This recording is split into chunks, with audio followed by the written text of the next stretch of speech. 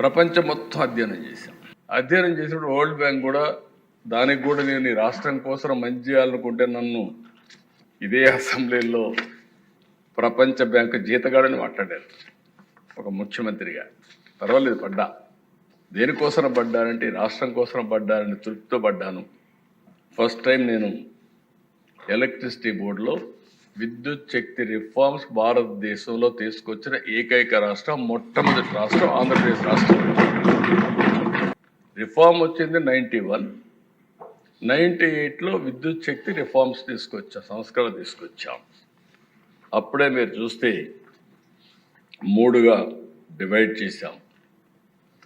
Distribution company, generation company, transmission committee.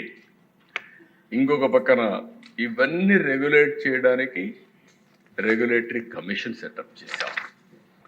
Energy auditing, అంతవరకు current ఎక్కడికి అమ్ముతున్నారు, ఎంతమంది దొంగతనం చేస్తున్నారు, ఏమవుతుందో తెలియని పరిస్థితి నుంచి ఎనర్జీ ఆడిటింగ్ తీసుకొచ్చాం. ఆడిటింగ్ తీసుకొచ్చి ఫస్ట్ టైం దేశంలో 2003-04కి 23% ట్రాన్స్మిషన్ అండ్ కమర్షియల్ లాస్ అని ఎస్టాబ్లిష్ చేసిన మొట్టమొదటి ప్రభుత్వం భారతదేశంలో ఆంధ్రప్రదేశ్ ప్రభుత్వం అని కూడా నేను మీకు తెలియజేస్తున్నాను.